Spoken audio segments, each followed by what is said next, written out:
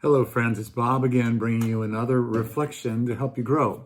And today I want to further kind of the discussion that I started on Sunday with this whole idea of house churches. And basically, we are actually several people have asked, now, how are house churches different than small groups? Aren't they just small groups? I mean, isn't this pretty much the same thing? And I want to clarify a little bit on that, and this will be an ongoing discussion. So this isn't going to solve everything right off the bat here, but I think it's important to say that small groups and house churches are largely similar. There are the similar kinds of activities, similar kinds of times, different kind of things like that. We share life together. There are a lot of different kind of similarities. The difference, I think, is in terms of its intent and its impact. And so let me kind of address some of those things a little bit in a straightforward way, I hope. One, I think one difference would be the difference of perception. And that is that usually I think small groups are, as I said on Sunday, considered an add-on. It's something that maybe believers that have a little bit more time can do that. But really, we're just looking for one-stop shop on Sunday morning. And we look to the Sunday morning large gathering to actually service all of our spiritual needs one time a week. It just can't happen. It is not all the way church. That church is both the large and the small, and it's those two things together, and you can't really pull them apart without losing the essence of what church really is.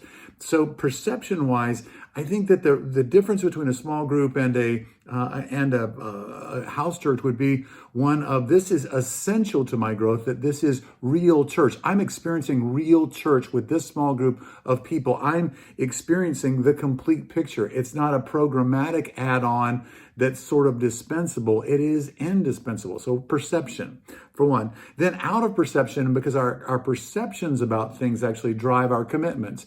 And our commitment to a small group would be, if I can make it, I'll make it. And if I don't, I don't. But a commitment, like most of you have been almost beating down the door and saying, hey, we want church again. We want things to come back to normal. What you mean is you want the normal Sunday large gathering again, the way that it was, because you and I see the large gathering as indispensable to our growth. It is church. And so I believe that when we look at these smaller gatherings as house churches, we need to begin to adopt a commitment to people, not to an entity, the Springs, or a service, a Sunday morning service, but to a family. And that family is, I'm committed to that family. So there's a perceptual difference. There's a commitment difference. I think pragmatically, it's different as well. That is, in practice, that if you know that this is your church family and you commit to this, then when you get rubbed wrong by different people, you stick with it instead of sort of jettisoning them and going for another group of people that you have less conflict with until you have conflict with them, and then you jettison them, and then you go to another one. Again, this is like the Christian habit in the West. It's everywhere, and it's in every church, and it's not unique to us. It's unique to the church in the West, because we believe that somehow if we have conflict or somebody chafes us, that instead of pushing in and growing and learning to love well, that we feel like, we can have less conflict and go somewhere else where we have less conflict, but we bring us with us wherever we go. And so we bring the conflict with us.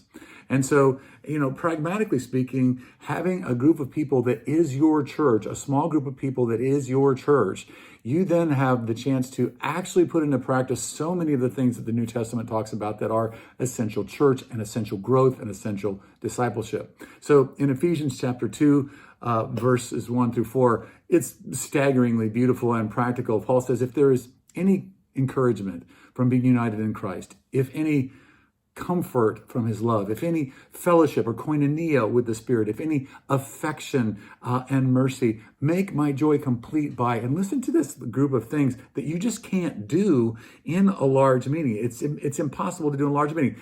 But he says, make my joy complete by thinking the same way, having the same love, united in spirit, intent on one purpose.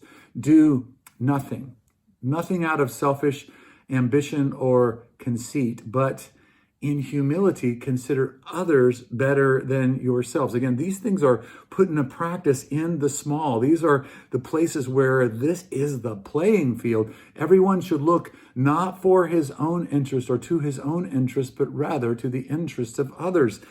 The small home house church is the playing field. And so there is a perception difference, there's a commitment difference, there's a pragmatic or practical difference, there's an impact difference as well. That when you start getting to know these people and share life with them and doing life with them and having family with them, then it begins to spill out into all kinds of other different ways, that it's not just a meeting that we go to. This is a common shared life that we have, and the impact is largely different in terms of the way that we experience connection during the week, that we go out and we see plays and we go out to the park and play sports and we do fun things. We go to tennis, we go hiking, we go to the beach, and we do all these things with this community of group of people. And it's not a big church program. It's the way that we share life together.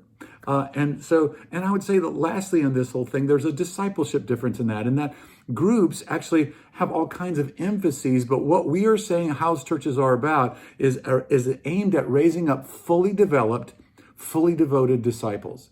Fully developed, fully devoted disciples. That being a disciple of Jesus means that you do life with him and with his own. You do life with him and with his own. You don't just show up like, what I said last Sunday was Jesus didn't walk by the tax office and look at Matthew and say, hey, join me once a week and I'll change your life. He didn't say that. He said, come and follow me. Come and immerse yourself in my life. And so the call to make disciples in Matthew 28 is to make people that are immersed in Jesus and his life together with other people, and to baptize them, to immerse them in this Trinitarian reality, this Father, Son, and Spirit oneness reality. That's our call. This is that. So again, I think that if you miss a small group, you don't feel like you're missing church.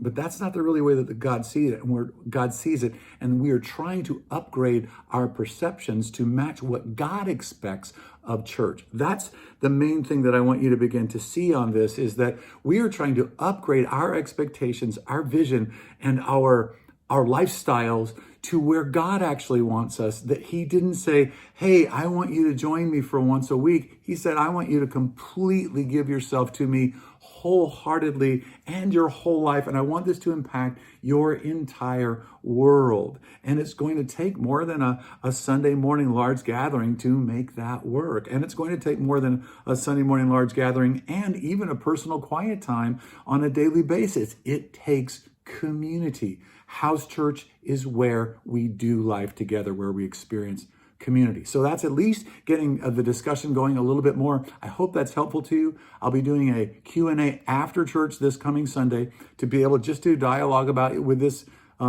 you on this a little bit more. But I'm so thrilled that you joined me in this. Thanks so much. God bless you. I love you. I'm praying for you.